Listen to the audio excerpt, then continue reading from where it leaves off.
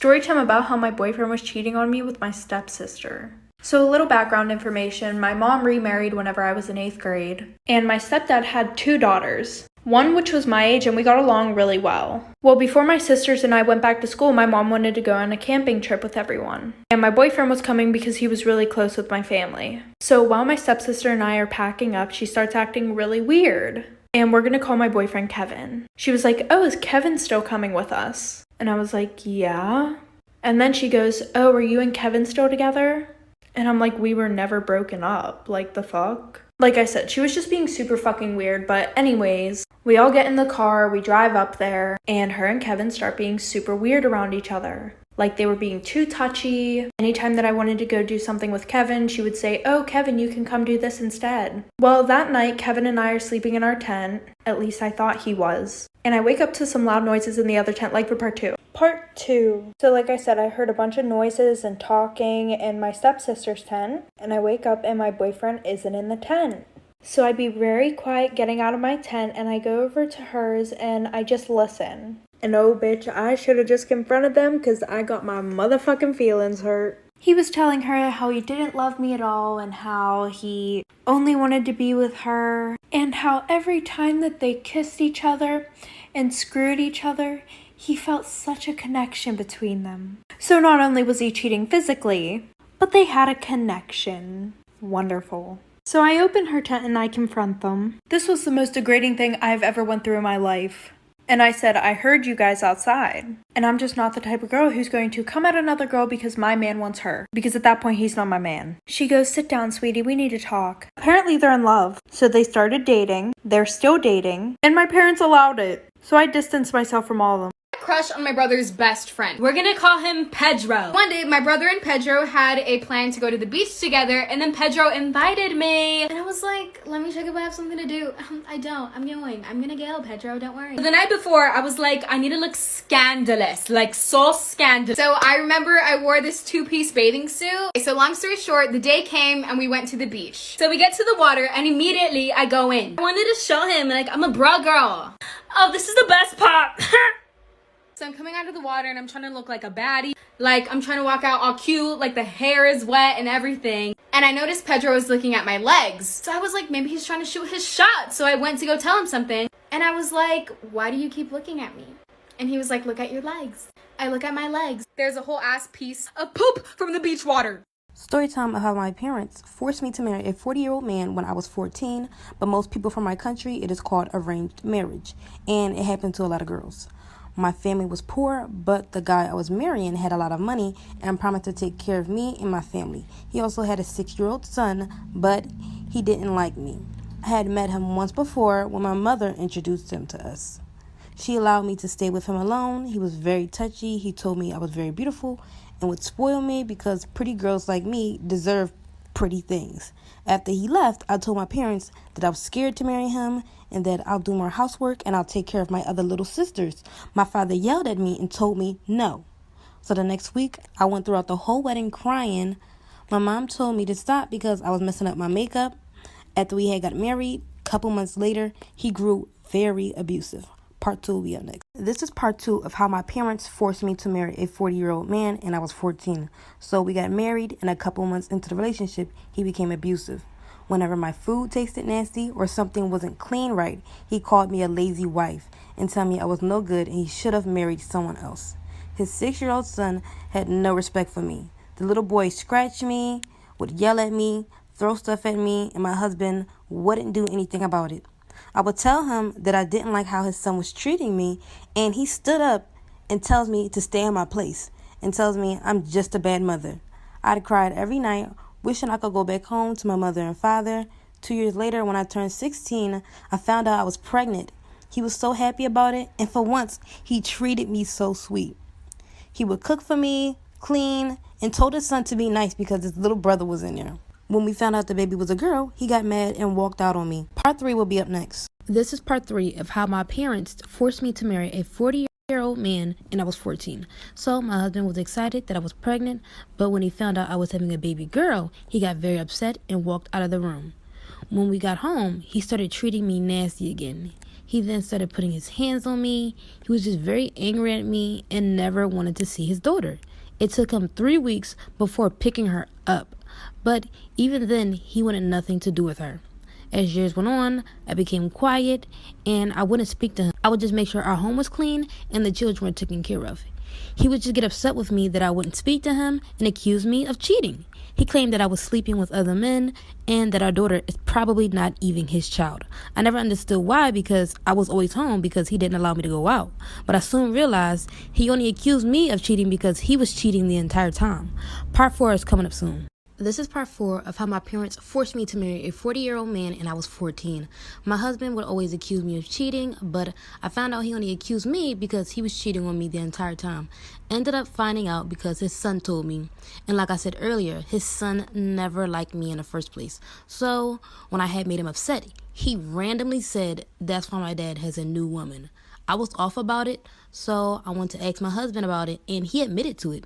He was very blunt about it, and he told me it was because the lady tempted him. I believed him at the time, but as time grew on, I started becoming very insecure.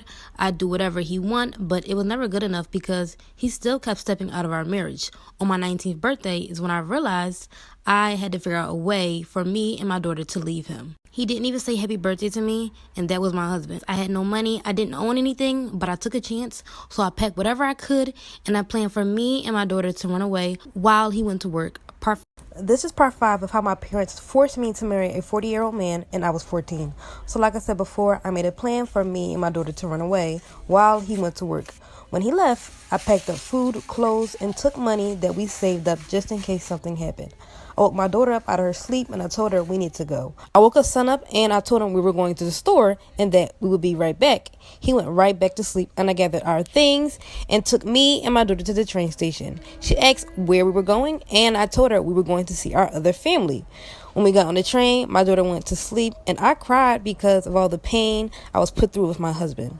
I left and I wasn't able to say goodbye to my mother, father, or any of my younger sisters. I didn't want any of them to know because I knew they were going to try to send me back. And leaving was the best decision that I made of my life. It's now been 23 years and I found my now husband and we're living a better life. And I bless God for allowing me to Storytime on how my parents sold me to my uncle. Okay, so boom, let's get straight into it. Ever since I was a kid, everyone would compliment me on how beautiful I was. Literally got complimented everywhere me and my family went. And I'm not trying to toot my own horn here, it's important. My parents didn't see me as their beautiful child. My parents seen me as dollar signs. I was literally up for sale and my parents were bidding on who would pay the most to marry me. My mom started teaching me how to cook and clean and how to keep a man happy. One day while my mom was getting me ready and all dolled up for dinner, I told my mom I didn't want to marry anyone and she flat out told me I didn't have a choice. Well, little did I know that exact night my mom and I was having this conversation, my uncle was downstairs waiting on me. Like for part 2. Part 2 on how my parents sold me to my uncle. Okay, so boom, like I said, my mom was getting me all dolled up for dinner and my uncle was downstairs waiting on me. I didn't know this at the time, of course. My mom and I go downstairs and I hear my dad say, "There she is. Isn't she beautiful?" Then I looked at a man who just smiled and said, "I like it." I asked my mom who was that guy and she told me, "Shh, that's your father's brother, sweetie, no more talking." So we all sat down and had dinner and my uncle was just staring at me, smiling at me and looking at me up and down. He was literally studying me. My dad even looked at him for validation. I was so confused. Little did I know this wasn't just a dinner. It was a tryout,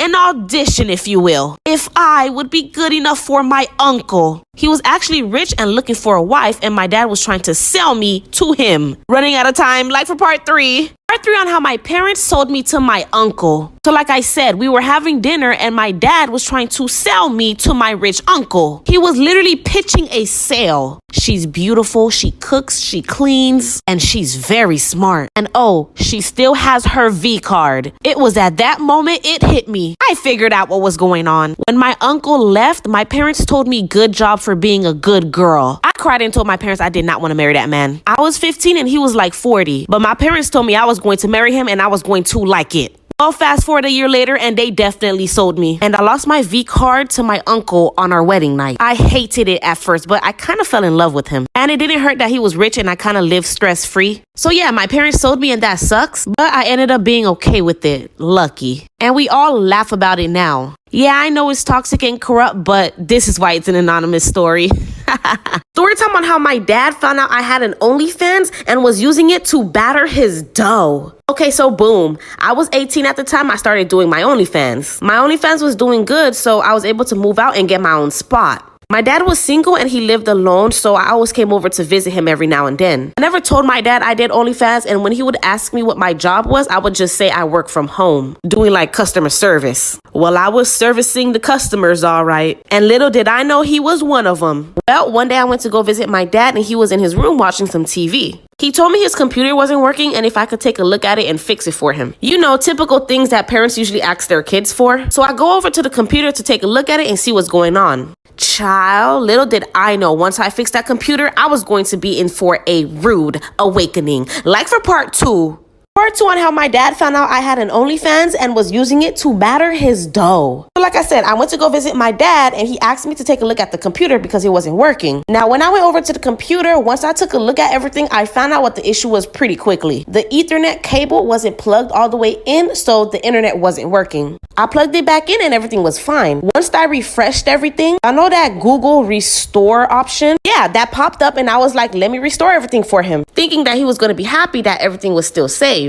Well, once I restored everything, 6 tabs opened up and OnlyFans was one of them. I was shocked that he even had an OnlyFans account. So I clicked on the tab and I signed in. I know, y'all probably like, why? But I mean, I was nosy. Y'all telling me I wouldn't be either. He was signed into his account, so I started looking through it. All of a sudden, my heart dropped. There was my OnlyFans and he had exclusive content. Like for part 3. Part 3 on how my dad found out I had an OnlyFans and was using it to batter his dough. So like I said, he was signed into his OnlyFans, so I started looking through it. And I found out that he was subscribed to me for a whole year. He had the year subscription. Do you hear me? He was one of the customers that were getting exclusive content. He was seeing everything.